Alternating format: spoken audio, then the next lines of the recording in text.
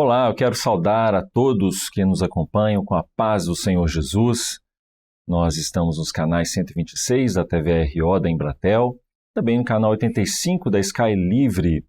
Também queremos saudar aqueles que nos acompanham pelo canal oficial da Igreja Cristã Maranata no YouTube. Estamos iniciando mais um episódio do programa Ciência e Fé. Lembrando que os episódios do programa Ciência e Fé têm por finalidade sempre realizar uma distinção clara, aquilo que é da parte da ciência e o que é da parte da fé. Além disso, nós usamos vários elementos da ciência com uma abordagem didática para aprendermos mais a respeito da palavra de Deus. E o assunto que nós vamos tratar hoje é sobre as estrelas. Nós estamos aqui já reunidos na mesa com alguns membros do Grupo Ciência e Fé, são pesquisadores, são estudiosos, cada um dentro da sua área do conhecimento. Estamos aqui mais uma vez com o professor Tiago Costa. Paz do Senhor. Amém. Paz do Senhor, os irmãos. Muito bem. O nosso convidado de hoje é o Cleiton, o professor Cleiton. Paz do Senhor, seja bem-vindo. A paz do Senhor, pastor Tiago, paz do Senhor, os irmãos. É um prazer novamente estar aqui. Uma alegria muito grande para nós também, viu, Cleiton, tê-lo aqui. Muito bem, hoje nós vamos falar então a respeito das estrelas. Para falar desse assunto, um especialista que é o físico, o Cleiton. E apenas trazer o currículo do nosso irmão, Cleiton Vinícius da Silva, é licenciado em Física Plena e é graduado também no ensino de Física e no ensino de Matemática. Então ele está aqui para conversar conosco a respeito desse assunto. Para a gente poder fazer uma introdução, gostaria de ler um texto da palavra que está em Gênesis, no capítulo 1, verso 14 e verso 15, se refere ao quarto dia da criação.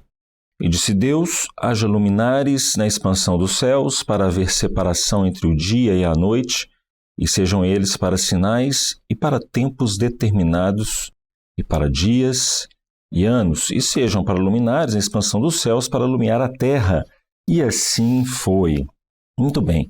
Quando a gente observa a palavra do Senhor, nós vamos verificar aqui que quando o Senhor ele criou os luminares, ele não fez isso apenas para determinar o tempo, o passar do tempo, os dias, os anos, ou até mesmo as estações do ano.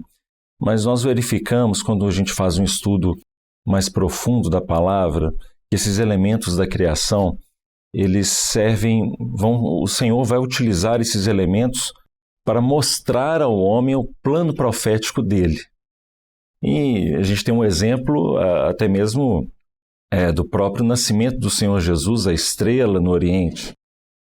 Portanto, a gente vai observar que as estrelas, no caso que é o assunto que vai ser abordado aqui, eles não são apenas corpos celestes, mas eles são como que, digamos, testemunhas silenciosas dos propósitos de Deus. Mas nós estamos aqui primeiro para falar a parte da ciência. Tem muita coisa para a gente poder conversar também sobre essa parte profética, que é maravilhosa, mas eu queria já perguntar de início para o professor Cleiton, que explique para nós o que são as estrelas, como que elas são formadas, fala um pouquinho também dessa diversidade de estrelas que existe no universo. Uma coisa que nós temos que deixar bem claro, é que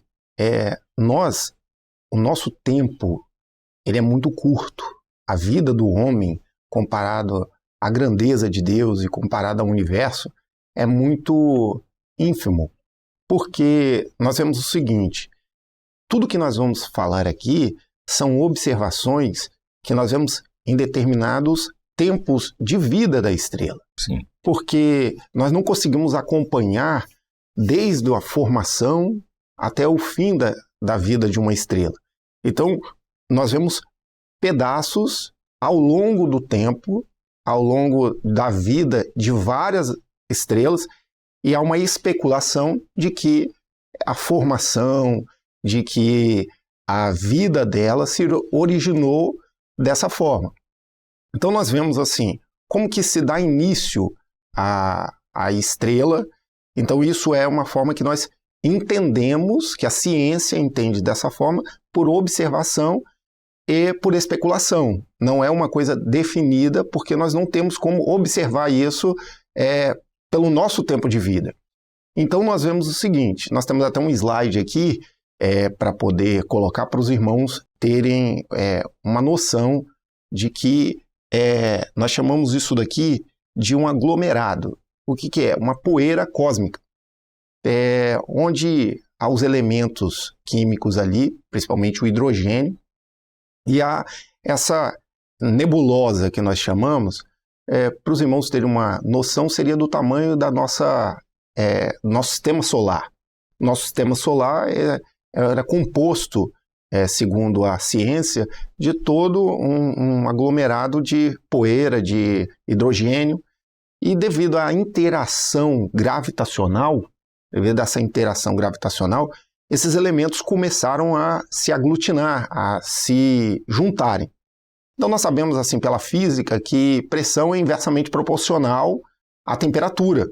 Então quando você começa a juntar os elementos, devido à interação gravitacional, há um aumento da temperatura ali. Então, de todos esses elementos espalhados, a interação gravitacional começou-se a juntar os elementos ali, principalmente hidrogênio, né?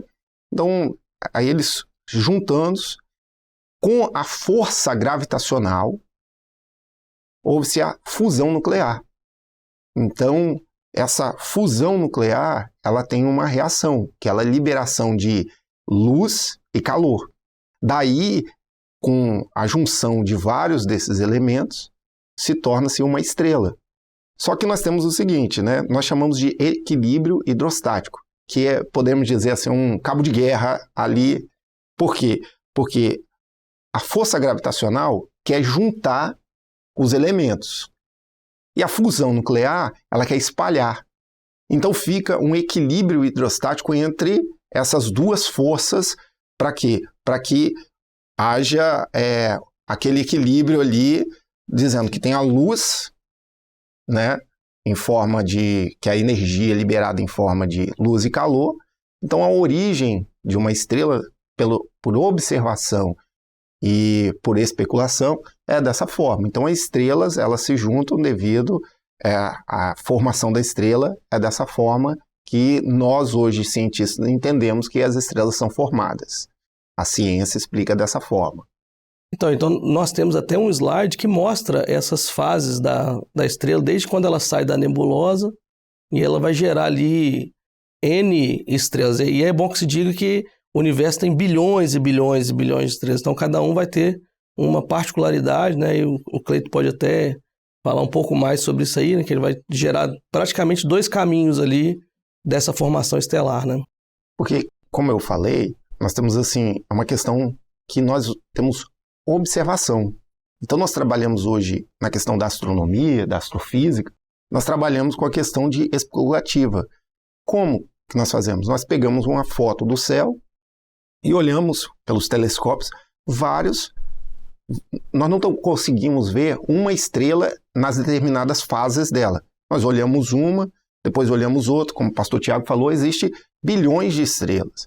Então, nós conseguimos observar as estrelas em fases diferentes. Uhum. Então, aqui no slide, nós podemos observar que na formação da nebulosa, das estrelas. Então, devido a essa interação dos elementos que compõem a estrela, do hidrogênio ali, da fusão nuclear, o combustível dela, isso vai determinar qual fase que ela está. E isso leva bilhões de anos, né? Para a nossa vida ali, nós olhamos a luz, né? Ela demora chegar até os nossos olhos, ao que nós estamos percebendo.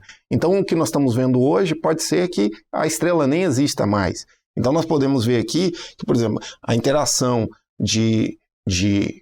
das estrelas, da formação e da fase que ela se encontra, depende daquela questão que, como eu falei, né? Da interação nuclear dela. Do combustível que ela está queimando. Isso aí, do combustível que ela está queimando. Então nós vemos assim, ela pode seguir caminhos diferentes ao longo da sua vida, né? Depois a gente vai explicar mais com detalhes até onde que chega a cada fase dessa. E hoje a gente olha para o universo, a gente vai ver as estrelas, a anã amarela, que é o nosso Sol, né? É uma anã amarela. A gente vai ter as gigantes vermelhas, gigante azul, estrelas assim que desafiam até o próprio sistema nosso hoje, o nosso modelo hoje, que é o Big Bang. Uhum. Existem estrelas que desafiam também o modelo mais predominante, que é o Big Bang. A gente vai ver, olhar para as estrelas, as estrelas de nêutrons, né? Sim. Então, tem várias, assim. E a gente pega essa foto daquilo que a gente está vendo vamos colocar, 100 anos de observação, assim, mais tecnológica, né? Claro que o homem observa o céu há mais tempo, mas com a observação tecnológica, vamos pegar uns 100 anos, assim, mais ou menos. Então, a gente tira uma foto de 100 anos e vamos começar a especular, presumir qual é o caminho dessas estrelas. E algumas coisas a gente acerta, outras coisas a ciência erra, e isso é normal, né? Mas o interessante é que a ciência tem essa limitação de tempo, conhecimento e tecnológico. Mas o Senhor não tem essa limitação. Tanto tem um texto da palavra que fala, né? 1 Coríntios 15, 41, ó. Uma é a glória do sol, outra é a glória da lua, outra é a glória das estrelas, porque uma estrela difere em glória de outra estrela. Então você vê que Paulo, muito antes da gente conhecer a diversidade dessas estrelas, Paulo já escreve, olha, uma é a glória de cada estrela. Então já está mostrando a diferença.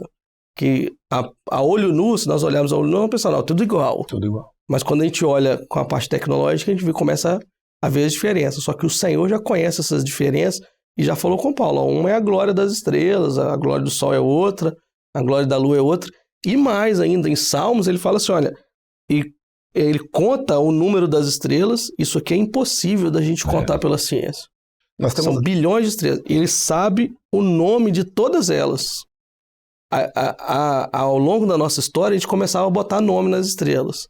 Só que depois chegou a ter tantas estrelas que passou a ser número. Estrela, número tal, porque não tem como a gente não nomear. Sim. Mas Deus não, Deus sabe o nome de todas elas. Glória a Deus. Contar já é um feito extraordinário. Já não tem como. A gente presume também. Nome. Agora... Nós temos aqui até um slide sobre a questão da glória, e glória quando a gente vê a questão de grandeza, né? Então, para os irmãos terem uma dimensão, porque nós, igual o pastor Tiago falou, quando a gente olha para a estrela, quando a gente vê a olho nu, e até mesmo com um telescópio, a gente acha que são todas do mesmo tamanho, são todas iguais. Então, nós vemos assim, quando nós vemos, para ter uma dimensão da grandeza que difere as estrelas, nós vemos assim, ó, esse pequeno ponto, que eu não sei se os irmãos conseguem ver aqui, esse pequeno ponto é o nosso Sol. Então, esse pequeno ponto é o nosso Sol. Então, você vê que cada uma tem a sua grandeza. Cada uma tem a sua grandeza para ver que o nosso Sol, que nós achamos que é uma estrela enorme, ele não é nada na grandeza do universo, de tantas estrelas e tamanhos diferentes. Ele é relativamente pequeno, né, em relação aos outros. E aqui, assim, para os irmãos verem, nós temos assim o Sol em relação dentro do nosso sistema solar, né? Nós temos aqui, ó, um pontinho que nós mal conseguimos ver, que é a Terra. O tamanho do Sol, na perspectiva humana, ele é muito grande, mas na perspectiva da grandeza do universo, ele é pequeno. Ele é incomparável. E você vê toda essa criação, mas Deus nos coloca como homens como a coroa da criação. Ou seja, tudo isso aí é bonito, é belo, mas Deus dá importância à nossa vida, principalmente à nossa alma, porque isso tudo aí vai passar. Toda essa luz aí vai passar. Mas a alma não, a alma tem que voltar para Deus, para aquilo que é o Criador de todas as coisas, né? Amém. Muito interessante. E esse texto que o professor Tiago ele mencionou aqui de 1 Coríntios, então a palavra do Senhor ela já mostrava que cada estrela tem a sua própria glória, mostrando aí essa intensidade de brilhos que cada uma tem. Elas serão diferenciadas umas das outras também desse modo. Mas eu queria perguntar, aproveitando esse texto que é um texto maravilhoso para o professor Tiago, como que é possível diferenciar uma estrela da outra? Como que a gente consegue diferenciar como que a ciência faz para diferenciar essa intensidade de brilho, né, entre uma e outra estrela? O brilho e o tamanho da estrela está muito relacionado ao combustível que ela está queimando, né? Então ela vai queimar o hélio, depois o hélio vai fundir, vai transformar em outro elemento. Carbono e e oxigênio. E nós vamos queimando combustível, e aí ao longo do tempo, a pressão, né? Se eu estiver errado aqui, você me corrige, né? A pressão ela vai diminuindo, né? Uhum. E aí ela vai aumentando de tamanho, a chegar a um ponto que ela vai explodir, que é a supernova. É isso mesmo? Isso aí. Tá certo? Correto. Então, e aí você vai ver a diferença de cor, a diferença de temperatura, justamente pelo combustível que ela está queimando. Chega uma hora que o último combustível que a gente presume que a estrela queima é quando chega no ferro. E ela se torna uma estrela marrom. E é difícil até você captar essa estrela no universo, a estrela marrom.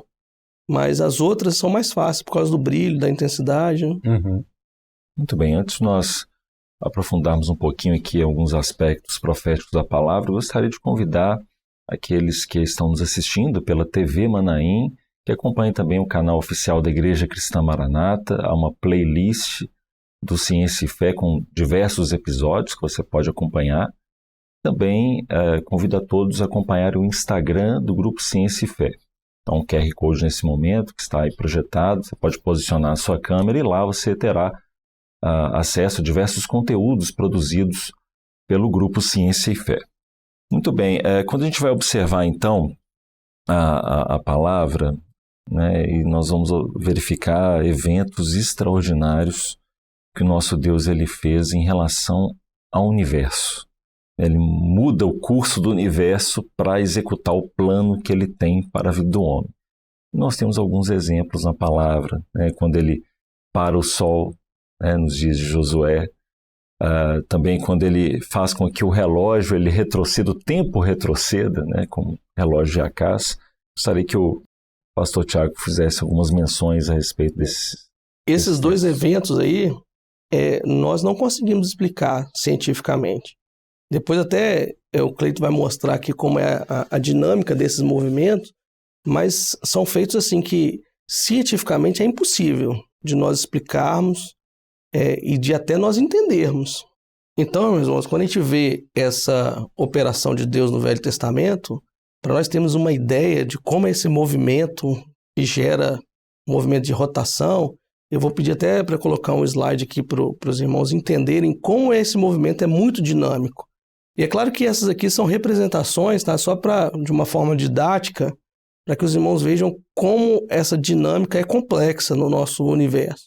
Então, para Deus ter parado o Sol, que no caso ele parou a rotação da Terra, para Deus ter voltado o relógio de Acás, o movimento do universo ele é muito grande. Então, a gente não tem como definir pela ciência o que Deus fez, mas Deus é soberano, ele, pelo poder da palavra dele, ele faz todas as coisas.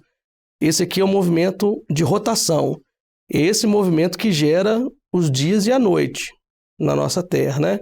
Então, esse é o movimento de rotação. Só que, aliado a esse movimento de rotação, nós temos o movimento de translação, que é a Terra girando em torno do Sol. Aí pode passar o próximo slide.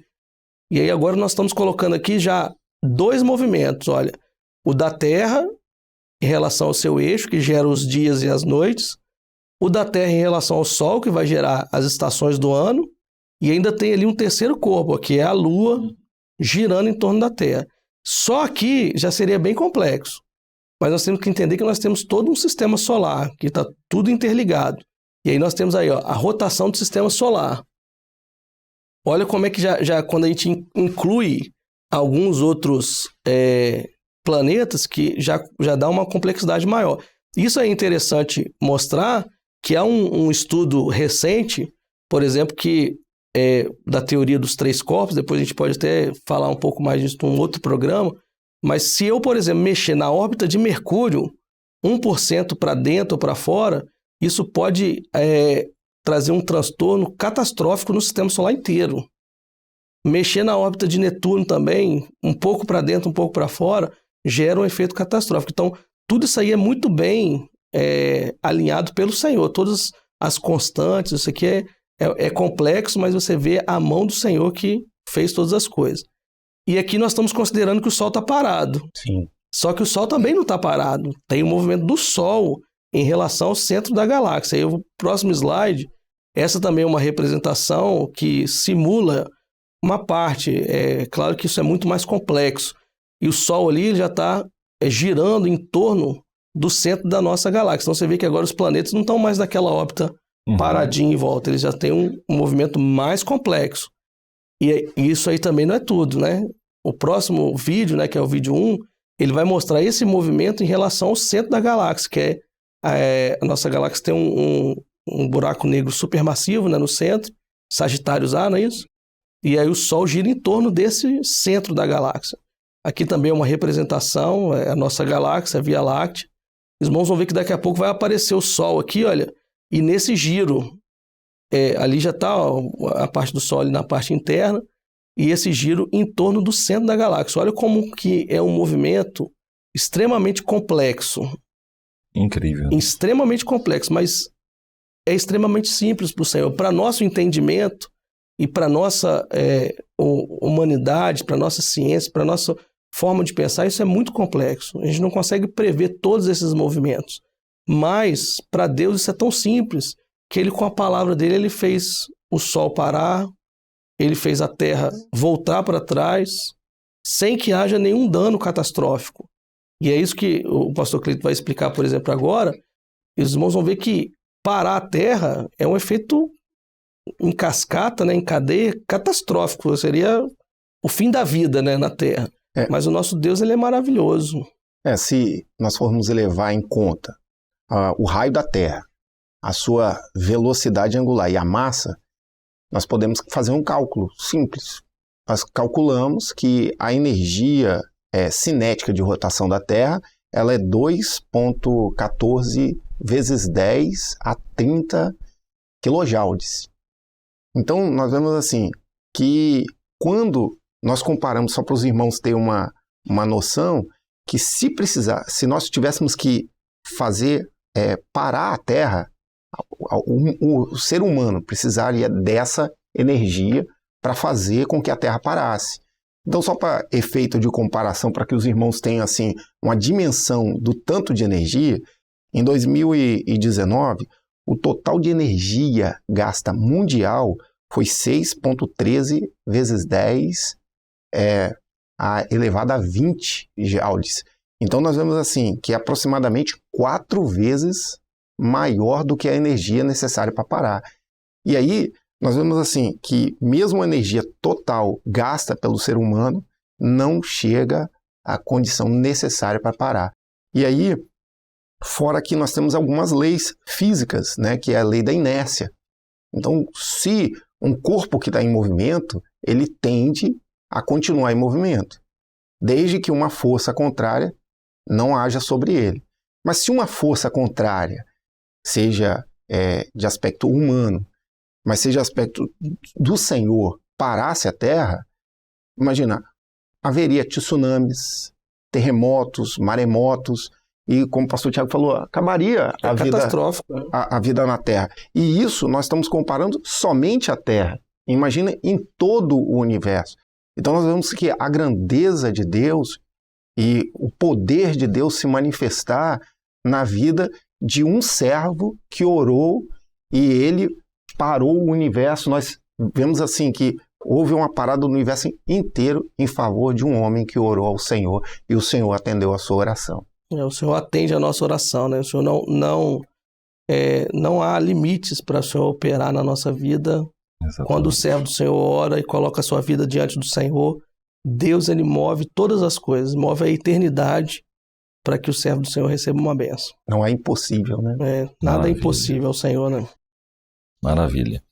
Então nós já discutimos ao longo desse episódio a origem das estrelas, a formação pela palavra do nosso Deus.